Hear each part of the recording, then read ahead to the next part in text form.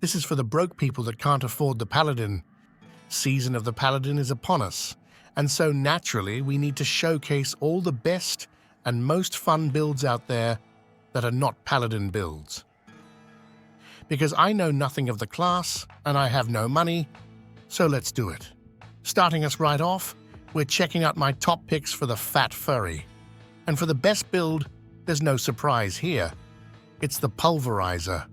A staple of the Druid class, it's been one of the top builds for a damn long time now. And Zyor's providing us with his updated version of the build for the season. So, why is this thing good, and what do you need to get it started? Well, answer to the first question is a shit ton of reasons, and the latter, absolutely nothing. You can play it from level 1 all the way to the deepest levels of the pit. And I'm not talking about your wife's vagina here. Rather, I'm talking about farming pit 100 plus with ease. Alright, but is there anything we can do to make it pop off? Yes, there is. Firstly, the build relies entirely around the Puddle Maker, aka the Rotting Lightbringer. Using this, we're busting out a green, gooey slime puddle every time we pulverize, and standing within it, we overpower. Then all there is to do is scale your overpower damage, and you're basically done. Simple, huh? Yeah, that's Pulverize for you. You can find the complete guide in the description, along with links to all the creators.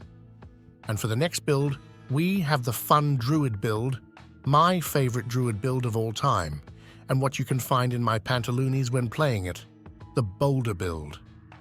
So, what is this build all about? Firstly, this is an endgame build. I wouldn't recommend starting it early, but rather pick it up in the endgame. And when you do, you have one of the best speed farming and infernal horde builds in the game. Because we're going to make the boulders spin around us, clearing everything around us without any effort at all. And the reasons it's an endgame build are twofold. Firstly, it costs a shit ton of resources, which you'll need tempers to solve, but it's also entirely reliant on the Dolmen Stone unique. Because this is what makes the boulders spin and deal most of your damage. But once you've solved these two factors, it's smooth sailing from then on. You should be able to farm pit 90s or so, all T4 content, hordes, and uber bosses using this build. And it's completely brain dead, so you should feel right at home.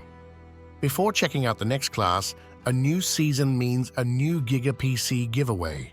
In only 9 days from now, the Crimson Market is giving away upwards of a 10,000 goddamn US dollar PC. And what's even better, you can customize it exactly how you want to, but they're also working on this Banger Lilith PC, and you'll be able to win both. All you need to do is sign up for a membership, which by the way is free for the first month with my link. And you're in the run for all of these giveaways for free. It's the only way of getting your hands on these crazy-ass PCs. Make sure to check it out. For the next class, we're checking out my favorite class, the Sorcerer. And it has 2 banger builds that I'm recommending for the season. First one being a fairly new one, the Crackling Energy build that got some humongous buffs and is looking to be one, if not the strongest build of the season. Zaramos pushed this bad boy up to the absolute top of the leaderboards during the PTR and has been so kind as to lend us his build. So what is this build all about then? Well, crack. Ling energy. It's the type of thing your lightning skills used to spawn, and you completely ignored because they sucked ass, balls, and dong. But due to the gigantic buffs to Ezador's overflowing cameo, crackling energies actually deal damage. We're going to stack as many shock skills and levels as we can using this, and then have the crackling energies deal a gazillion damage. Simple as that. And how do we spawn the crack? There are lots of ways, skills, passives, and gear, so don't worry about it. But what you do need to worry about is finding Ezadoras. Due to this, the build is an endgame build. But fortunate for you, Zaramos is also providing you with a shocking impact, leveling build that is top-notch as well, until you've gotten your crack up and running. Alright, and then for the fun sorcerer build, and it's obviously going to be Frozen Balls. As long as this build is decent, it's always going to be Frozen Balls, and after a few seasons of sucking, it's finally back as one of the strongest sorcerer builds, and the most fun, obviously. And how does it function this season then? Well, it got a substantial buff this season via the Fractured Winterglass. Now, the more summons you have, the more frozen orb damage you deal. And of course, as in the previous seasons, you also have a chance of summoning more frozen orbs, and this is the main reason the build is finally good again. If you've played Frozen Orb before, then it plays exactly the same. And as we're stacking summons and in turn conjurations, you'll get mana back automatically, which is one of the reasons this is purely an endgame build. It costs a lot of mana. The other reason being that you need the amulet. But once you've got this, you should be fine getting the build up and running while having some good fun. Okay, so that's the sorcerer. Next we have the Necro for the emos. And what's going on here? Well, there's a new build at the top. A build that you can play pretty much from the start, all the way to the highest of pits, and it's the Golem build. But with a twist, you now have not one, not two, but 3 golems following you around. And the rest of the minions, we're throwing them in the trash to buff our golems instead. Alright, and how is this even possible? Last time I checked, we only had 1 golem. It's due to the Grave Bloom. Using this, we now get 3 golems. In particular, we're going to grab 3 blood golems. And why is that? Well shit, because its active ability is bonkers. This, my friends, is how we're dealing our damage.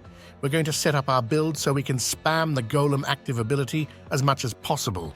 We're going to stack enemies up, keep resetting its active cooldown, and just spam big chunks of damage over and over again.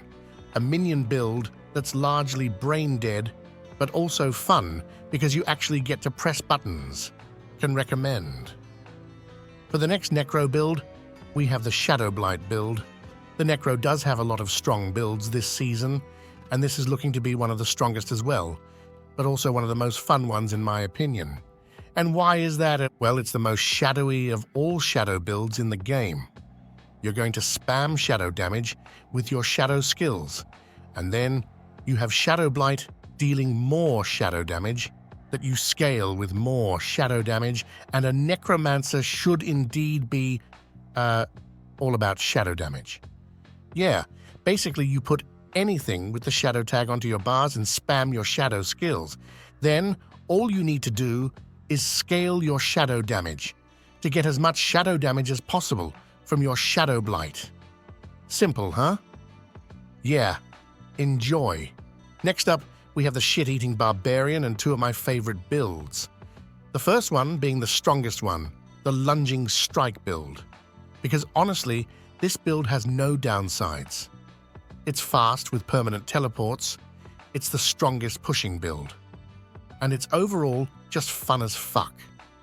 It's pretty much the best build at everything except perhaps Infernal Hordes where Twister shines. But for everything else, lunging strike is the way to go. Alright, so what do we need to get this one started? Easy. 1 item, Hooves of the Mountain God.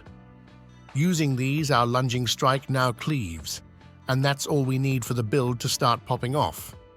But in Season 11 in particular, but the build has also been getting some substantial buffs that we need to take advantage of, and they're all relying on Maximum Fury. Because now, we can use Ramaladni's Magnum Opus, and it works even when using 2-handers.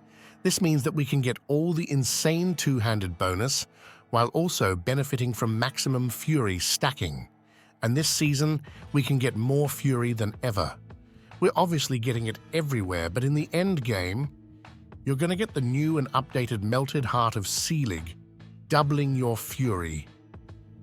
When all of this is online, you'll be dominating.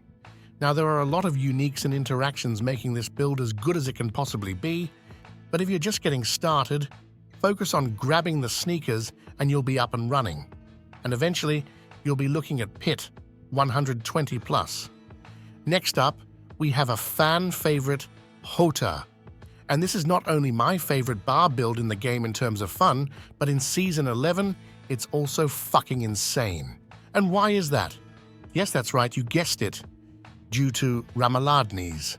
Now we can use it and smash with our two-handed mace. And with all the interactions of stacking Fury this season, along with some buffs to Hotter itself, the build is actually fantastic. Hell, it may even be one of the best Barb builds this season. It does take a bit more to get it online than Lunging Strike though, as that skill generates fury and berserking for us. But once that is solved, you can just hold down the Hotter button and smash. Alright, so that's the Shit Eater. Next up, we have the Rogue. While being one of my main classes throughout the seasons, unfortunately there hasn't been a lot happening here for quite some time in terms of changing up the meta. For this season, Death Trap is still king. It's the fastest rogue build. It deals the most damage, and it's insanely fun if you haven't played it before. The main downside, though, is a rather chunky one. It's quite difficult to get it online. Easier than Season 10 perhaps, but you are relying entirely on masterworking to hit your cooldown reduction and energy regeneration breakpoints. So make sure to actually read a guide before investing in this build. Next up is the fun build. And holy smokes, is it a fun one. It's spin to win, baby. I'm getting demented, but let's just say, in one of the recent seasons, this build finally became an actual build. Here, we're not really using Dance of Knives to deal damage, it still sucks ass, but rather, we're springing out poison traps to deal damage, which we do via lucky hits from our Dance of Knives and Poison Imbuement. And once you've stacked up your lucky hit enough, you're going to spawn a gazillion poison traps when spinning. And what's even better, these poison traps gain aimbot when utilizing Scoundrel's Leather, as they're now throwable. So all you need to do is hold down the spin to win button, and everything else just sorts itself out. Great, huh? Damn right. And while I said that Dance of Knives sucks ass in itself, it's the best leveling build out there, so you can play it from the start all the way deep into the endgame. Then if you want to do some pushing, you can build towards Death Trap or something. Alright, time for the final class of the day, the Cringeborn. Yep, I saved the best class of the season until the end, and possibly the best build of them all, Evade. So why is this so good then? Easy, the Eagle primary Spirit Hall got buffed to the power of a bazillion. Combine that with the fact that Spiritborn has by far the best aspects in the game and some of the strongest uniques, and you're left with this build. And what's even better? You can play the build pretty much from level 15 or so. It's not going to be as fluid, but you are going to one-shot everything. And once you get to the end game, that's where all you need to do is hold down the evade button, or bind it to scroll wheel, and you're just permanently evading and one-shotting everything. A must-play build, if you haven't tried it yet. Finally, Harambe's been hitting the gym and is back stronger than ever. This is yet another insanely fun Spiritborn build, and hell, also one of the strongest. Go with any of these two builds, and you'll be fine for the rest of the season, honestly. Alright, so what makes Harambe so goddamn good? Well, for starters, his hands, crushing hands that is a gorilla skill.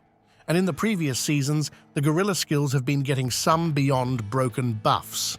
Basically, anything that has the keyword gorilla in it deals triple its damage now. But it's also one of the builds in the game that is going to benefit from sanctification the most. And why is that? Well, as I said earlier, Spiritborn has the best aspects in the game, and this build in particular has even better ones, because we can utilize the beyond broken basic skill aspects.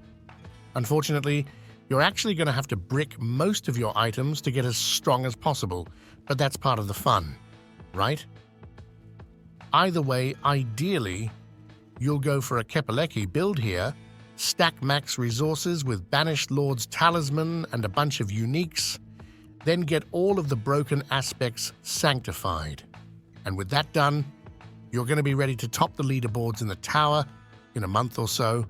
Alright, and that's the final build of the day. If you have some extra cash, Then go buy the fucking expansion and try out some paladin builds. I sure know I will. Just kidding, broke Mao.